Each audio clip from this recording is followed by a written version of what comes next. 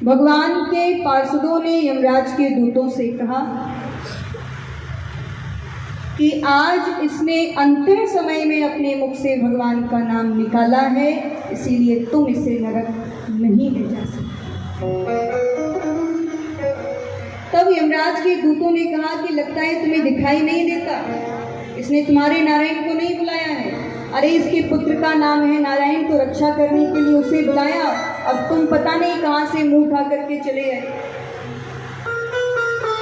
तब भगवान के पार्षदों ने कहा कि इसका जो पुत्र है नारायण, उसका नाम तो अभी नारायण पड़ा होगा, 1-2 वर्ष पहले ही पड़ा होगा, लेकिन हमारे जो नारायण हैं वो तो अनादिकाल से हैं, उनका तो ना कोई प्रारंभ है, ना कोई मध्य है, ना कोई अंत है, उनका तो ना जन्म होता है, ना वो बड़े होते हैं, ना उनकी मृत्यु होती है। तो किसका नाम पहले माना जाएगा? उन्हीं का पहले माना जाएगा।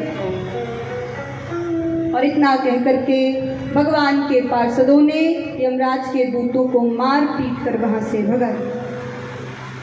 अजामिल ये सारी वार्तालाप सुन रहा था, सोचने लगा कि आज मैंने धोखे से भगवान का नाम ले लिया तो मैं नरक जाने से बच गया, अगर मैं सच्चे मन से भगवान का नाम ले लेता तो मेरा कल्याण हो जाता। उसी समय हरिद्वार गया और भागवत में ऐसा वर्णन है कि भगवान उसकी तपस्या से, उसके भजन से, उसकी साधना से इतने प्रसन्न हुए, स्वयं भगवान गरुड़ पर बैठकर आए उसको अपने धाम को ले जाने के लिए।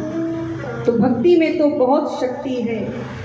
अजामिल ने अपने संपूर्ण जीवन में भगवान का नाम नहीं लिया था, लेकिन देखो संतों की कृपा ऐसी हुई, संतों की जैसे ही संगति मिली, एक क्षण में उसे डायरेक्ट भगवान के चरणों की प्राप्ति हो गई। केवल एक बार नारायण नाम बोला तो जीवन पर्यंत भगवान का नाम मत लो, लेकिन अगर अंतिम समय में भगवान का नाम मुख से निकल गया तो कल्याण निश्चित है। लेकिन यहाँ पर गोस्वामी जी कहते हैं कि जन्म जन्म मुनि जतन कराए और अंत राम कहे आवत न। मनुष्य कितना भी प्रयत्न कर ले, मनुष्य कितना भी प्रयास कर ले, लेकिन अंतिम समय में तो उसके मुख से भगवान का नाम निकल ही नहीं सकता। दुनिया भर की चिंता, दुनिया भर की टेंशन उसे रहती है, मेरे जाने के बाद क्या होगा, परिवार चलेगा नहीं चलेगा, बेटा संभाल पाएगा नहीं संभाल पाएगा। और जब वो ऐसा सोचता है तो दोबारा से भगवान उसको इसी संसार में ढकेल देते हैं, इसी संसार में फेंक देते हैं कि जा, जब तुझे यही पसंद है तो यहीं रह। लेकिन जो ये कहता है अंतिम समय में प्रभु अब मुझे दोबारा इस संसार में नहीं आना, तो सदैव के लिए भगवान उसको अपने चरणों का दास बना लेते हैं, या फिर भगवान उसको अपनी गोद में बिठा लेते हैं। इतने दयालु हैं। तो इसीलिए संसार के सहारे मत रहिए, भगवान के सहारे को अपनाइए। बोलिए वृंदावन बिहारी मुझको माधव का सहारा मिल गया। आपको मिला है किसी को भगवान का सहारा? कभी नहीं। आप लोग घर से सोकर नहीं आए हो क्या?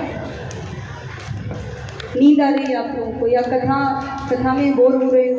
देखिए कथा तो ऐसी होती है, यहाँ तो ऐसी कथा होती है, ज़्यादा चुटकुले नहीं सुनाए जाते हैं, ज़्यादा नाच गाना नहीं होता है, कथा होती है। कथा मनोरंजन नहीं है, पहले दिन ही बताया था। तो जो है जैसा है सुनिए और तालियों की सेवा कीजिए भाव से।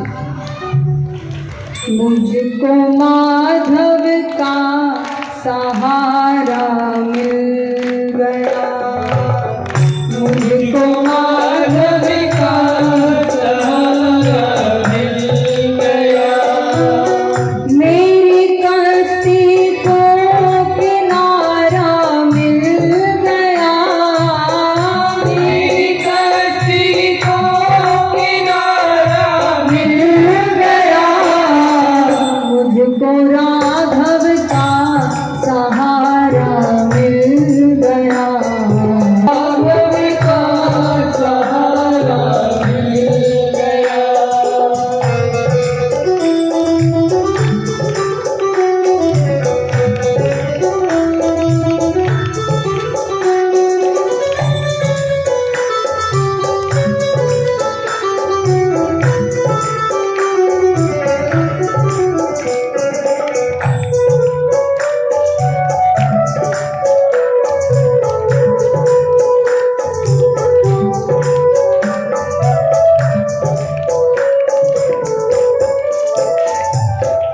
मैं किसी के द्वार जाऊं किस लिए, किसी के द्वार जाऊं किस लिए, मैं किसी के द्वार जाऊं किस लिए, किसी के द्वार जाऊं किस लिए, मुझको मोहन का द्वारा मिल गया, मुझको मोहन का द्वारा मिल गया, मेरी कश्ती को किनारा मिल गया, मेरी कश्ती को किनारा मिल गया, मुझको राघव का सहारा मिल गया, मुझको राघव का सहारा मिल गया।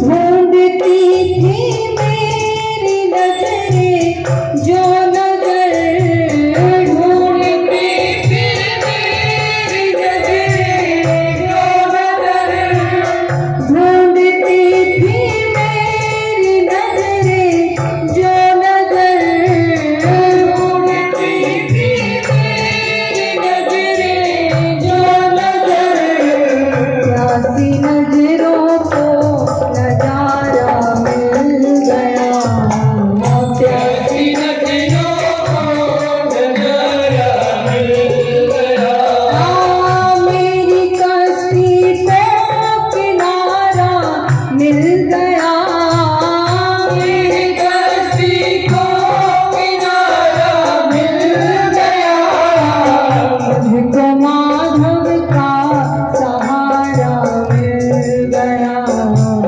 मुझको माधव का सहारा मिल गया।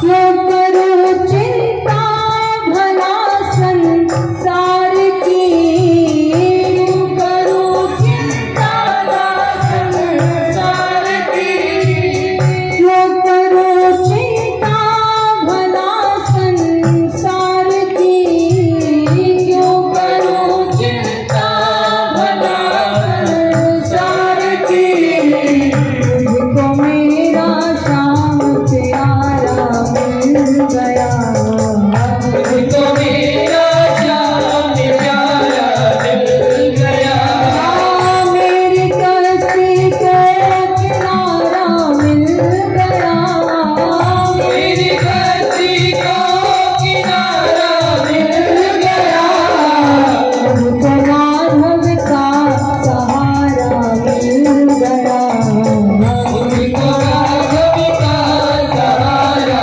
मिल गया, मुझको राघव का सहारा मिल गया, मुझको राघव का सहारा मिल गया। बोलिए श्री माधव भगवान वृंदावन बिहारी लाल। अजामिल को भगवान के धाम की प्राप्ति हुई। राजा परीक्षित ने सुखदेव जी से प्रश्न किया कि महाराज, भगवान के सब प्रिय हैं और भगवान के सब समान हैं, तो भगवान भेदभाव क्यों करते हैं? बोले सदैव देखा जाता है भगवान दैत्यों को मार देते हैं, देवताओं को बचा लेते हैं, पापियों को डुबो देते हैं और भक्तों की रक्षा कर लेते हैं। भगवान का नाम क्या है? समदर्शी।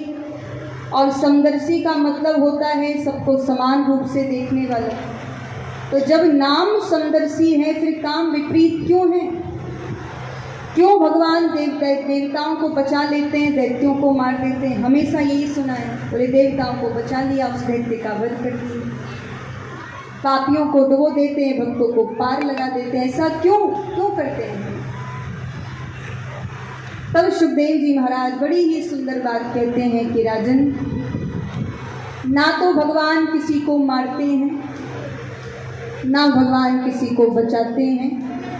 जीव अपने कर्मों से ही मर जाता है और अपने कर्मों से ही बच जाता है। राम ना मारे काऊ को सबके दाता राम, अपने से मर जाए नर कर कर खोटे काम। तो स्वामी जी ने लिखा है, ना तो राम किसी को मारते हैं, ना तो राम किसी को बचाते हैं। जीव अच्छे कर्म करता है, आयु दीर्घ हो जाती है, और वहीं बुरे कर्म करता है तो अकाल मृत्यु हो जाती है, आयु घट जाती है। और इस बात से कोई मतलब नहीं, आप कितना जिए इस बात से कोई फर्क नहीं पड़ता, आप कैसे जिए इस बात से बहुत फर्क पड़ता है। आज के लिए कुछ बात कोई याद ही नहीं करेगा, भले ही तुम 200 साल जिए थे, लेकिन जिए तुम केवल 40 साल हो, लेकिन कर्म ऐसे किए कि संसार हर वर्ष तुम्हें याद करता है, हर क्षण तुम्हें याद करता है। तो आयु लंबी होने से कुछ नहीं है। उस जितनी आयु मिले, तो भगवान ने वराह अवतार धारण करके सूकर का अवतार लिया भगवान ने, और उसका वध कर दिया। उसके उपरांत रोना प्रारंभ कर दिया, शोक मना रहे हैं। हिरण्यकश्यप को पता चला, वो अपने परिवार के लोगों को समझाने लगे। उसने कहा कि हिरण्याक्ष को तो वीर गति प्राप्त हुई है, इसलिए उसके बारे में कोई शोक करने की आवश्यकता नहीं है। और वो अपनी पत्नी के पास गया और बोला, देवी मैं अपने शत्रु नारायण से बदला लेने के लिए तपस्या करने जा रहा हूँ, तुम बच्चों का पालन पोषण करना, मुझे 10-20 साल भी लग सकते। हिरण्यकश्यप तपस्या करने के लिए चल दिया। देवताओं को पता चला, समस्त देवता दौड़े दौड़े अपने गुरु बृहस्पति जी के पास गए। बोले, गुरुजी इसने बिना तपस्या के ही नाक में दम कर रखा है, अगर ये तपस्या कर लेगा तो जीना हराम कर देगा, इसीलिए आप इसकी तपस्या में विघ्न डालो। तो बृहस्पति जी तोता बन करके आए और जहाँ वो तपस्या कर रहा था उसी पेड़ पर बैठकर बोलने लगे, नारायण नारायण नारायण। और नारायण नाम से उसे बड़ी घृणा थी, नारायण को अपना परम शत्रु मानता था। क्रोध आ गया, कौन ले रहा है मेरी शत्रु का नाम? ऊपर को देखा, बोला अच्छा तोता है, कोई बात नहीं। दूसरे पेड़ के नीचे तपस्या करने चल दिया, वहां भी बृहस्पति जी तोता बन करके आ गए, बोलने लगे नारायण नारायण नारायण। हिरण्यकश्यप ने सोचा कि आज का मुहूर्त ठीक नहीं है, चलो फिर कभी आकर तपस्या करेंगे, और तपस्या छोड़ छाड़ करके वो अपने घर लौट गए। हिरण्यकश्यप की पत्नी का नाम है कयादु। इन्होंने देखा, सोचने लगी ये तो कहते थे मैं 10-20 साल में आऊँगा, ये तो एक ही दिन में आ गए। कयादु बोली, महाराज आप कहते थे मैं 10-20 साल में आऊँगा, अब तो एक ही दिन में आ गई, कुछ कारण हो गया क्या? हाँ देवी, क्या कारण हो गया? बोले, देवी जब मैं तपस्या करने गया तो एक तोता आया और वो पेड़ पर बैठकर बोलने लगा नारायण नारायण नारायण। मैंने सोचा कि आज का मुहूर्त ठीक नहीं है, चलो फिर कभी आकर तपस्या करेंगे, और तपस्या छोड़ करके मैं अपने घर। अब कयादु सोचने लगी कि अगर इसके मुख से धोखे से भी भगवान का नाम निकलेगा तो भी इसका कल्याण हो जाएगा। इसीलिए गोस्वामी जी ने लिखा है, भाव को भाग अनक आलस हूँ, भाव को भाग अनक आलस हूँ, नाम जपत मंगल देसी दसहु नाम जपत मंगल दिसि दसहु। नाम जपत मंगल दिसि दसहु। तो भाव कुभाव अनक आलसहु नाम जपत मंगल दिसि दसहु। मतलब क्या है इस चौपाई का? मतलब ये है कि चाहे तुम भगवान का नाम भाव से लो, चाहे कुभाव से लो, मन से लो, बेमन से लो, लेकिन जैसे ही तुम भगवान का नाम अपने मुख से निकालते हो, दसों दिशाओं में मंगल होने लगता है, दसों दिशाओं का कल्याण अपने आप होने लगता है। ऐसी भगवान के नाम की महिमा है। मंगल भवन अमंगल हारी। बोले इस संसार में अगर अमंगल को कोई मंगल कर सकता है तो वो केवल राम या कृष्ण है, बाकी दूसरा कोई भी नहीं है। संसार तो ऐसा है कि मंगल को अमंगल कर देगा, लेकिन अमंगल को मंगल करने वाला नहीं है। नाम जपत मंगल दिसि दसहु। कृष्ण के नाम की या राम के नाम की ऐसी महिमा है, एक बार मुख से निकलेगा तो तुम्हारा तो कल्याण होगा ही होगा, साथ ही साथ दसों दिशाओं का कल्याण हो जाएगा। इसीलिए कयादू से धोखे से भी इसका भगवान का नाम निकलेगा तो भी इसका कल्याण हो जाएगा। कयादू बोली महाराज तोता नहीं होगा। बोले नहीं देवी तोता ही था, बिल्कुल स्पष्ट बोल रहा था नारायण नारायण नारायण। हिरण्यकश्यप ने रात्रि को विश्राम किया, प्रातः काल का समय हुआ, फिर तपस्या करने चल दिया, बोलने लगा नमः ब्रह्मणे नमः। उसने ऐसी घोर तपस्या की कि उसके शरीर में दीमक लग गई, हड्डी हड्डी बची, आकाश से तारे टूटने लगे, दसों दिशाओं का प्रकाश धूमिल हो गया। देवता यहाँ घबरा रहे हैं, वहाँ ब्रह्मा जी प्रसन्न हो रहे हैं कि चलो एक भक्त और बढ़ गया। ब्रह्मा जी की भक्तों की जो संख्या है वो कम है, इन्होंने कुछ अपराध किया था इसीलिए भगवान ने इनको श्राप दिया। संपूर्ण संसार में ब्रह्मा जी का एक ही मंदिर है, वो पुष्कर राजस्थान में है, बाकी कहीं इनका कोई मंदिर नहीं है। इसीलिए ब्रह्मा जी जल्दी प्रसन्न हो जाते। दौड़े दौड़े आए ब्रह्मा जी, चिल्लाने लगे बेटा बरम रूही बरम रूही बरम रूही, वरदान मांग लो, जो मांगना हो मांग लो, सब दे दूंगा। हिरण्यकश्यप ने कहा कि हाँ हाँ महाराज वो तो सब ठीक है, ऐसा करो जल्दी से अमर बनो। ब्रह्मा जी बोले अच्छा अमर तो हम भी नहीं है तो तुम्हें कैसे बना दूं, हमें भी मरना पड़ता है, हमारी भी मृत्यु होती है, फिर जन्म लेते हैं, फिर ब्रह्मा बनते हैं, फिर मरते हैं, और तुम कह रहे हो अमर बना दो। अब जो चीज़ मेरे पास नहीं है वो तुम्हें कैसे दे दूं, कुछ और मांग लो।